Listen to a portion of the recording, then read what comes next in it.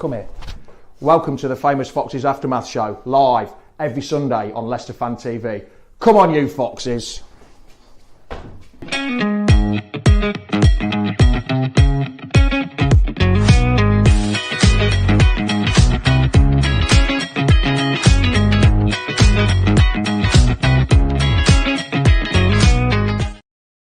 Good morning, everyone.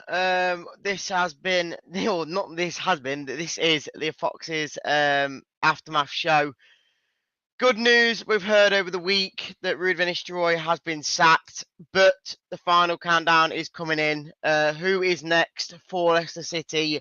A lot of debate, a lot of discussions to be had, because there's still no dead certain favourite. So get your views in, get your comments in. As always, we are live 9:30 every Sunday. So get your views in, get your comments in, and we'll go straight into it. The Leicester City machine is on the march again. Leicester Fan TV presents a variety of content like fan discussions, match analysis, and engaging with Leicester fans worldwide. We want your views live, thanks to our sponsors, Everard's, Pucker Pies, Hologram, Take Me, Newbie & Co, and the Foxes Arms. Want to watch more content like this? Hit the like button. Give us your views. Hit subscribe to Leicester Fan TV and make sure to follow Leicester Fan TV on all socials.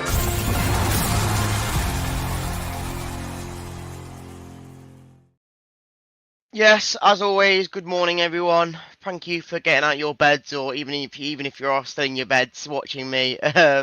Great. It must be really, because he must be late. I'm not late. Andy, morning. Mr. B, morning. Chapster, morning as well. Derek, how we doing? Mark says here, morning. Still a clusterfuck until Rudkin goes. No players. No MGR. I might be stupid for thinking that, but I'm trying to think what you say. Or I'm guessing manager, no manager. Chris, morning. Callum, how we doing? Tony, how we doing, mate? He says, morning, Reedy. I think there's only Deitch to get this circus back to the road, but why Rudkin remains is still an issue. Do you know what I will say on that is Rudkin, for me, I honestly don't think if you get rid of him, it just solves the solution. I think there's many issues at Leicester. I don't think he is the sole problem to all this issue. Yes, he's a big issue for it, but I don't think getting rid of him is just going to completely change Leicester City completely straight away. I think it would take a lot more than just that, in my opinion. Good, how we doing? Aggie here says, morning, definitely don't want Raul Rosenior for me. Isn't Rosenior one that's going to cost us? Isn't he just signed a new contract with it Strasbourg? Yeah, I don't think I don't get me wrong, I'd love to take Rosenior, but I don't think that would be a viable option for us right now. I think Danny Raul, with the situation he is at Sheffield Wednesday, I think that it looks like he's going to be parting ways with him if it's not all done already. So again, beforehand, it was going to cost us something to get him out of the club, but now we might be available for free. I would take, but again, other managers like Sean Deitch, like Andy says, I think Sean Deitch is a good shout for the manager job. Probably, a lot of people want him. I will say I don't want him, but again, until we know for definite, I don't know. Deitch for me, yeah, there's another one for Deitch. Morning all, how are we doing? Baz, we'll get Nick in just 2 seconds. I'm just going to get a few more comments up. Paul here says, talked a lot of Wednesdays yesterday and gutted if it would be roll leaves. Yeah, I was speaking to a Wednesday fan yesterday as well, and he was saying that the tides are done for them now. He's not staying either way, so it's just about getting him out the door, and then seeing where he goes next. Because I don't know if we're going to go straight for him. I don't know if we've already planned who we're going to go for. It's already agreed, and we're just waiting for the confirmation.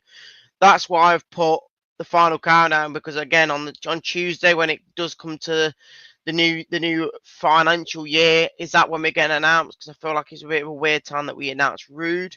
Again, we didn't even announce him before July 1st. So was it done a while back? Why didn't we do it a while back? I don't know. Jane, how we doing? Get Sean in. There's a lot of people wanting Sean Dyche, and there's obviously reasons to it. But again, I keep getting told, why wouldn't you back Sean Dyche if he comes in? I'm gonna have to. I am gonna have to back him if he comes in. I need him to prove me wrong though, because from what I feel and my gut instinct is, I don't. I don't trust him. I don't trust him to get us back up into the Premier League, which people would say it's definitely something he can do, but I don't know. Sean Lander says it's going to be a tough choice. It is. I don't think there's any like dead certain favourites. There's not. I think Sean Dyche must be at the top of the list, but again, with the situation that is happening at Sheffield Wednesday, there's every chance. Right, we'll bring Nick in. Nick, how we doing, mate? Oh, I'm all right, mate. How are you? Good, just getting there. Obviously, the big news has arisen. I don't think we've done a show since then, but Venice Joy has gone. I think it's about time for everyone to know the news now. But what's your take on it? Why has it only just been done, and it's not even done when we thought it would be done on July 1st? Well, it was hardly a secret, was it? We all knew it was coming. It was just a matter of when. Um, I think it was on the When You Smiling podcast that they put out after the news had all broke, and they had somebody on there, and they said, because it all threw us, didn't it, that it wasn't July the 1st, it was all announced, and they said because the Friday was their payday for June, that's why they've done it, because now they're effectively in their new financial year for the new pay bracket. Yeah. Whether that's got something to do with it, I don't know. He was out of his depth. I think everybody can agree. He didn't get backed either in January. He got Woyo Koulibaly, which he's not really featured, has he? So, No. what was the point in that? In terms of managers coming in, I think Roll would make sense out of him and Dyche because it's more towards that style that Top wants us to play. Whereas if you go down the Dyche route, you're not playing Pep Guardiola style football, are you? It won't be anything close to that. Yes, he'll solidify us, which is great, which we could all do with, but I think Dyche, he's got one way of playing, and that's about it. And there's only so far he can take you. Whereas Roll, he's relatively new in the manager game, and his ceiling's quite high. Corberan, that was said in the comments, there's no way you're getting him out of Strasbourg. He's going to go on to bigger and better things than us. You can see it because of what he's done. He's done fantastic work at that Strasbourg team. And we'll just have to wait. What does concern me, though, mate, is the fact that we've not announced anybody yet. And the players come back tomorrow, and Andy King is taking pre-season first day. That does concern me because vast majority of the coaching staff went with Rude. So is King doing it on his own, or is he using some of the under-21 staff? We don't know. I think, like you said, I do kind of. I'm happy that someone like King is taking the control until someone else does come in. I wouldn't want just a random coach to do it. I would want someone who knows the club to get something going until somebody else comes in. Here's a question for you then. Like you obviously mentioned the two kind of different managers that are very much linked to us at the moment. What benefits would you say both managers have coming into this job? Because I say Sean Dyche does have past experience, whereas someone like Danny Roll, people are saying, what has he got to even prove that he can do it? Again, he's not done it with Sheffield Wednesday, so why would you back him? But I don't know. There is good reasons for both managers to come in. Well, you look at Danny Roll, for example. Now, I don't know how many people in the chat and yourself were familiar what Sheffield Wednesday, what position they were when he took over them. They were all down and out, and it's all been announced that, let's be fair, Sheffield Wednesday were in a bigger mess than we are. They've got a free transfer window embargo. That's how much of a mess they're in. He took that team with what he had and managed to get it just shy of the playoffs in that short space of time. Now, he's obviously got respect from the players when he came in and stuff like that, and they're obviously played for him. So, again, why can't he come in and do something similar? Because let's Yeah. be fair, we're going to have a minus nine to 12 point deduction this season. So it's not like we're going to smash it like we did the last time it happened. When we went down under Smith and Rogers.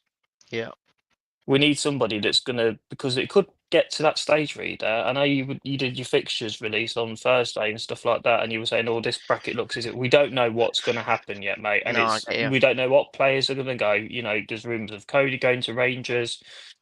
There's links out there for El Canoes going to buy a Leverkusen. Mm. We could end up being really severely weakened with what we've got at the minute, and that's without the fact that we haven't got a Varda. Yeah. Do you know what I mean? So it's. It is probably the biggest issue of the lot, isn't it? The striker position. But again, people have been saying what has Sheffield Wednesday, what is Role done with Sheffield Wednesday? Because again, for me, Sheffield Wednesday have got the most bang average team, and he's got into a position, like you said, into a position where you would never thought they would get. And with a better squad, people said that with Dyche as well. People, if he's got a better squad, maybe he would change it up a bit more, be a bit more front foot instead of being a bit more, I wouldn't say defensive, but a bit more structured. I don't know who the favourite would be and what fans would be most happy with, because again, you can see a lot of people want Sean Dyche, but then a lot of people don't want him. So which manager would be more overall liked by the fan base? Because again, I think it's very 50-50 right now.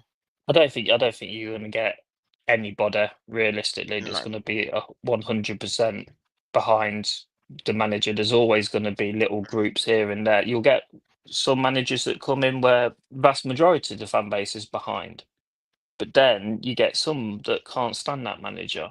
Do you know what I mean? So you're never going to please anybody. It's impossible to please everybody. That's what football fans are fickle, aren't we? Let's be fair, we are fickle. All we want to see is our team do well and pick up wins and challenge for trophies. We're fickle. Yeah. But if I can watch the team and it shows like they've got a bit of fight and a bit of spirit, and it looks like they're actually giving a monkeys and they want to be here and they want to fight for everything, and that's come from the manager as well, I'll be happy. I don't want a manager like we had with Rude, where he wouldn't even clap the fan base at the end of the game. He just storm off down the tunnel and stuff like that. That's Yeah. alarm bells there. That shows you that he's not bothered. And what message does that send out to the players? Yeah, and that's why I always seem to want to go back to the Enzo situation. And when he came in, I think the respect that the players had for him, as much as a lot of fans didn't enjoy the football or didn't like the way they were playing, I think a lot of the players did respect him for how he wanted to work with, even if you're saying about the passing from the left centre back to the right centre back more than ever.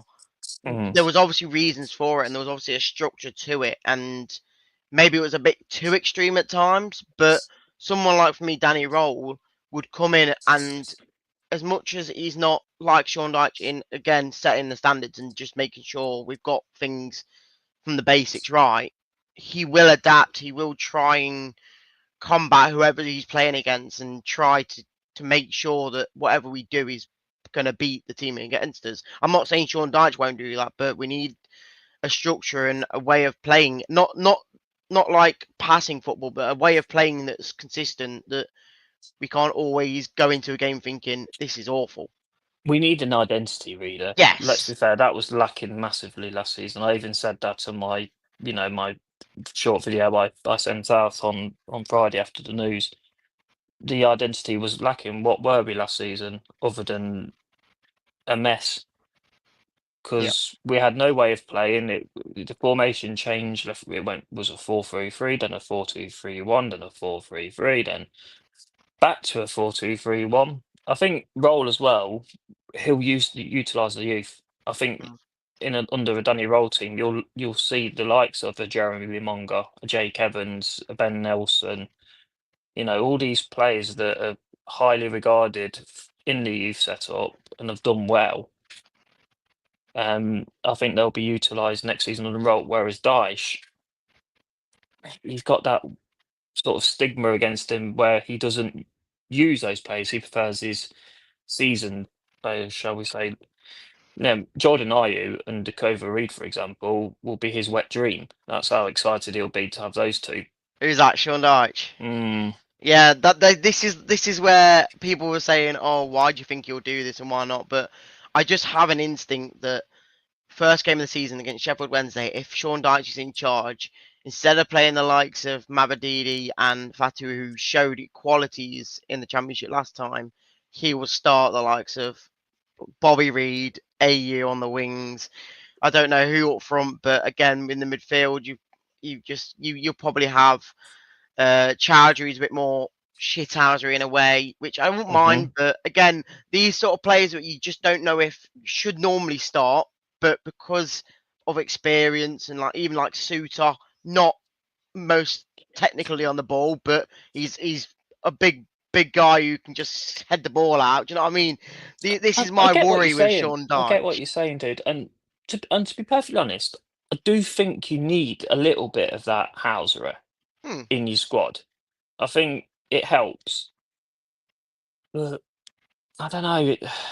I think a lot of people as well would getting all excited about Dyche. He's kind of in a similar mould as Pearson.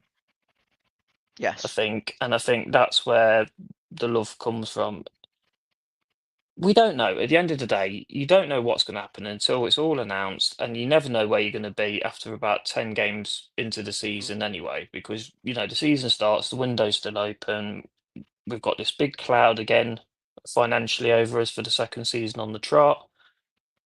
We won't really know until we actually start seeing some games, and whether it be pre-season or, the first few games of the Championship, we're not going to know. But it needs to be done quick because the manager needs time to assess the squad of who he doesn't want and who he's going to need, to make it work. So, would you say, and here's a question for you, would you say, and Phil asked me in the office and I said that's maybe a bit too late already, but if whichever manager came in and with the 12 point, let's say it is 12 points exactly, and we are on minus 12 to begin with, after 10 games, I would say if we're still in the minus after 10 games, would you say something needs to change? Because when Phil said to me, I'll give him 20 to 25 games, I said, that's way too late in a Championship season to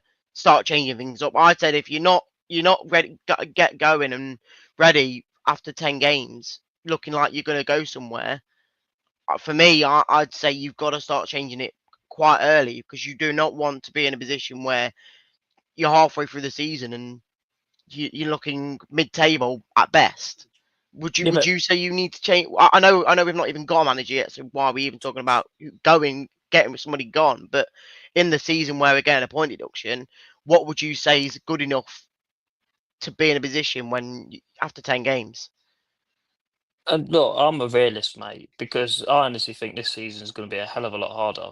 I would say it's a success this season if we get to the playoffs. Yes, that's for me a success. I don't think we're anywhere near going to be able to challenge for the top two. If we did, I think that'd be some achievement, because the only thing I don't see it, mate. I don't see it. The only thing I'm looking at is a Championship from the last couple of years. The gap between 6th and quite lower down, 12 points isn't that much in my opinion. So and that's why with your statement you were saying earlier on, if after 10 games you look at changing it, the Championship can change so quickly, it's unreal. I mean, look at Lampard when he went into Coventry last season. They were quite down low beyond the bottom, near the bottom sort of area. Lampard came in. Let's be fair, he's not the best of managers. Just because he was a fantastic player doesn't make him a great manager. But he got a tune out of them, and they did quite well. And I think they even got into the playoffs, if I'm not mistaken. Yes, they did. Yeah. They went on that storming run, so it can change. All it Yeah. needs is something just to click, and then once it clicks, you're laughing. Yep. Fair enough. Callum Barnes here, and do you know what? As much as I'm not a big fan of him, and I still ain't. Callum says here, why don't we play Jordan Ayew up top? And I would say right now, if we didn't get another striker in, we would be my first choice. Are you Because finally coming off the Daka bandwagon, really? no, I've admitted to say the last couple of months I've said that he could get 20 plus goals this season if he gets consistent. But right now, You can't put Daka and consistency in the same well, I'm saying thing, if he mate. It gets doesn't happen. Four majority of the goals against the games. Moscow team years ago, which, let's be fair, you could have scored 4 goals against that Moscow team, doesn't make him a good striker. No, I get you. And I'm saying if he gets a consistent run of like 20 to 25 games, I would say he could score a few more goals than people would think. But someone like Jordan Ayew, while we still have someone who's experienced, like a Vardy in a way, nowhere near the level, but Jordan Ayew for me probably has got the first choice spot up front for me at the moment. Do you Do you agree know? or? Well, at the present, I would be starting Ayew up top. Mm, Yeah, because I mean, let's be fair, right? He gets a lot of stick, does Ayew? But when you look at his stats for last season, he didn't do mm, too bad. no. He did all right. He got more goals than, I think he got more goals than Stefe. He got more goals than Daka. He got more goals, I believe, even than El Canoes.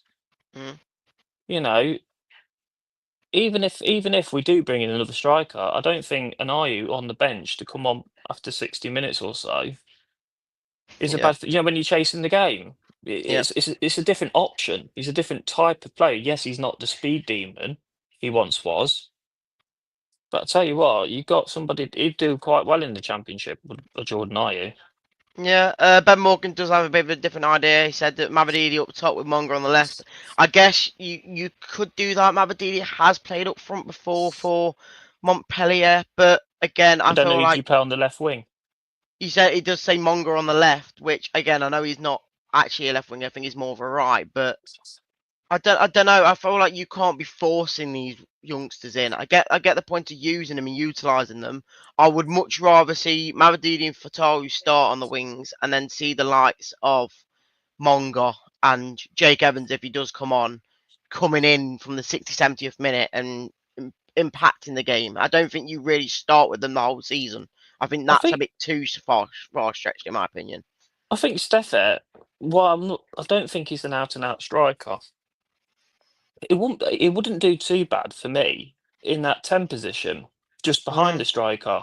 I think he'd do all right there. He's got a trick up his sleeve as well, so I think he'd, I he'd think he's do got so some. many tricks up his sleeve. Well, that's it. He's like he spammed the FIFA button, isn't he? Yeah.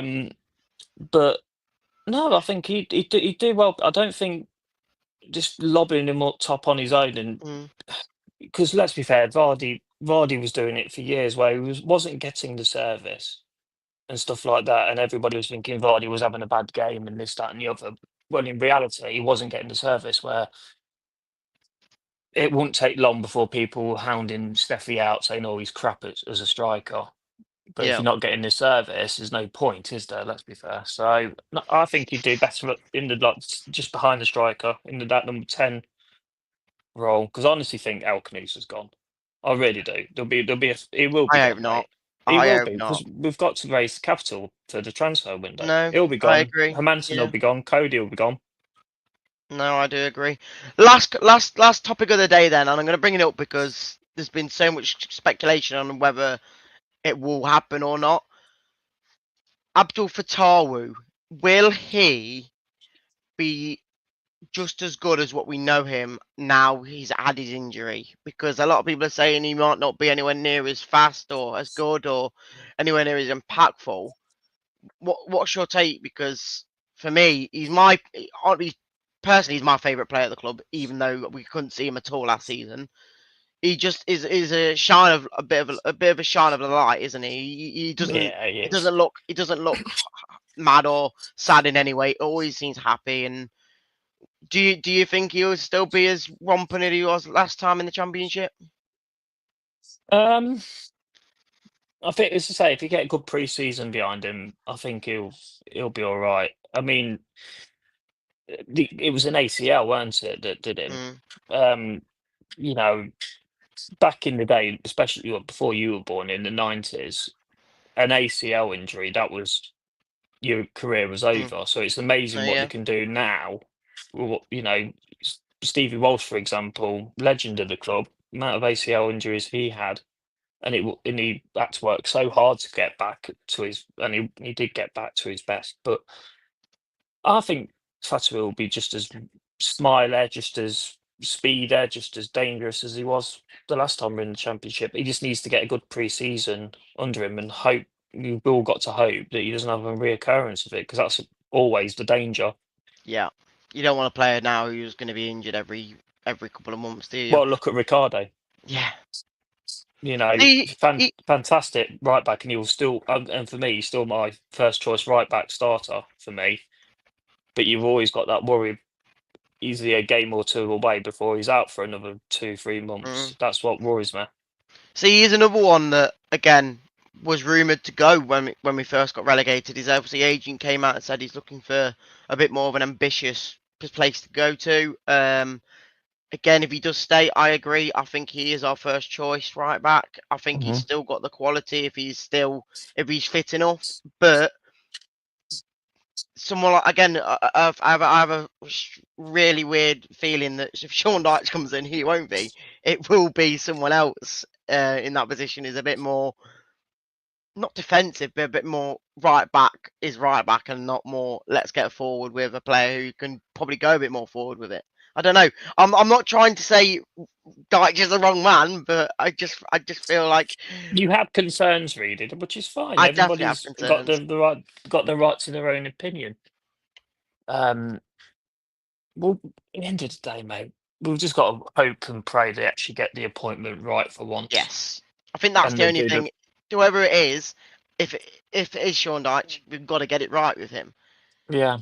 If it's And it's Danny Roll and he gets it wrong, then it was our mistake. But we've got to get it right this time. And for me, just try and make the playoffs, and then you go from there. Because again, you've got to try and, even though with the 12-point deduction, I still think we're capable of doing it. we are capable, but again, though, we saw what all this like points deduction that never materialised from last season, what damage it did. You know, it stopped us getting potential managers we wanted. It certainly stopped us getting players that we were supposedly in for, weren't we? So, I don't know. For once, they've just got to be all on it. They've got to be making sure because we're effectively behind some of the clubs already. I mean, Southampton already announced their manager; they're good to go. Ipswich are good to go. They're already signing players. We've got so much work to make up for in such a short space of time. That's why we need it. We need this announcement. I would say, if not Monday, Tuesday, Wednesday at the very latest. If not, then we are buggered. Well, all I'll say is the one announcement we probably will get in the next couple of days is a happy birthday, Rude, on the 1st of July. You watch. We'll get the manager announcement, and we'll still don't know what kit we're playing in. No, We'll still probably get that. Another big thing that, again, we've not heard from. Again, that's why we're so much behind the curve. In the fact, I keep saying it, but the year and I can't remember, it was the last time he played him. We already started playing games before we even knew what the away kit was or the third kit. It's just a shambles at times, and we just got to see what happens. And that's why I've called it the final countdown, because we all hope it's done by Tuesday when the new financial year comes in. Nick, I appreciate you joining me again. Right, we will obviously go live when we get some more news, hopefully soon. But you never know. Fingers crossed. Yeah, Nick, appreciate you coming on, and we'll catch you soon. See you in a bit. There you go, guys. How are you all doing? Thank you for all the comments and the views today. I've tried to get as many comments as possible while we're talking to Nick. Need a new sponsor? Yeah, another thing that's bad at the club at the moment. He's getting there though. He's getting there. At least we've got some news from the manager, which is that Rude's gone. Appreciate you all coming on, and we'll catch you all tomorrow with Phil for the Fan Zone show. So I appreciate you coming on, guys, and we'll catch you all next time. See you in a bit. The Leicester City machine is on the march again. Leicester Fan TV presents a variety of content like fan discussions, match analysis, and engaging with Leicester fans worldwide. We want your views live, thanks to our sponsors, Everard's, Pucker Pies, Hologram, Take Me, Newbie & Co, and the Fox's Arms. Want to watch more content like this? Hit the like button. Give us your views. Hit subscribe to Leicester Fan TV and make sure to follow Leicester Fan TV on all socials.